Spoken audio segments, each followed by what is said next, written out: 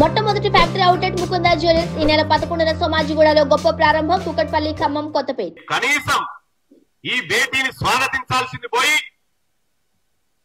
విమర్శలకు దిగుతున్నటువంటి BRS party, మీ party ఆయుసే దినదిన గండం మూరేళ్ల ఆయుసు, పెద్ద మనగడలో ఉండే పరిస్థితిలో లేదు. ఇవాళ తెలంగాణ ప్రజలు హర్షిస్తా ఉన్నారు, ఇరు రాష్ట్రాల తెలుగు ప్రజలు గర్వపడతా ఉన్నారు. ఇరు రాష్ట్రాల ముఖ్యమంత్రులు అన్నదమ్ముల వలె కూర్చొని సమస్యలు పరిష్కరించుకోవడానికి ముందుకొచ్చినటువంటి సందర్భంలో ప్రజలంతా సంతోషపడతా ఉన్నారు. కాబట్టి మేము ఒక విషయం చెప్పదలుచుకున్నాం కేసీఆర్ గారికి, ఆయన పరివారానికి అందరికీ.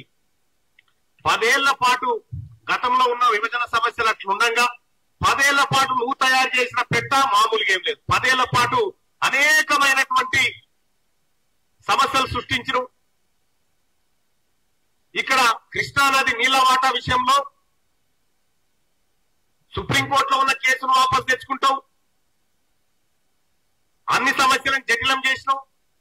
ఇవాళ కేసీఆర్ చేసిన పాపాలను కూడా రేవంత్ రెడ్డి గారే కడగాల్సినటువంటి పరిస్థితికి వచ్చింది. సోదరులారా, జగన్మోహన్ రెడ్డి గారు ప్రగతి భవన్కి వచ్చినప్పుడు గాని, మీరు అటు విజయవాడకు పోయి ఇటు తిరుపతికి పోయి ఇక్కడ దర్శనాలు చేసుకొని వచ్చినప్పుడు గాని ఏ ఒక్క రోజైనా అక్కడి ముఖ్యమంత్రిని మీరు ఆహ్వానించిరా మాట్లాడుకుందామని, లేదంటే మిమ్మల్ని జగన్మోహన్ రెడ్డి గారు ఆహ్వానించిరా? మీరు ఎప్పుడు కలిసినా గొంగడి కప్పుకొని చీకట్లో కలిసేటోళ్ళు మీరంతా. మీది చీకటి రాజకీయం. ఇవాళ కాంగ్రెస్ పార్టీ ప్రభుత్వం గౌరవ ముఖ్యమంత్రి గారు చేస్తుంది పక్కా ప్రజా ప్రయోజనార్థం చేస్తున్నటువంటి వ్యవహారం. ఇక ప్రతి పని వెనకాల కేసీఆర్ కుటుంబం రాజకీయ ప్రయోజనాలు చూసుకుంది. ఇలా గౌరవ ముఖ్యమంత్రి రేవంత్ రెడ్డి గారు తెలంగాణ ప్రజల ఆకాంక్షలను చూస్తా ఉంది.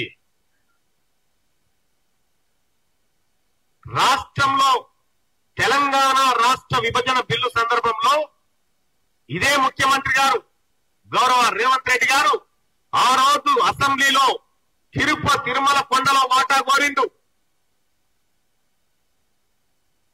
పోర్టులు కావాలని కోరిండు.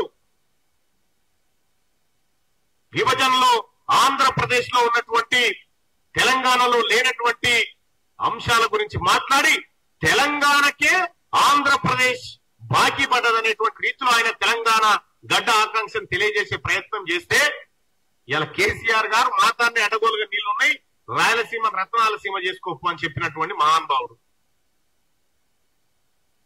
మాట్లాడింది వాస్తవం కాదా? రేవంత్ రెడ్డి గారు అసెంబ్లీలో మాట్లాడిన వీడియోలు కావాలంటే ఆ యూట్యూబ్ లో ఉన్నాయి, మీకు పంపమంటే పంపుతాం.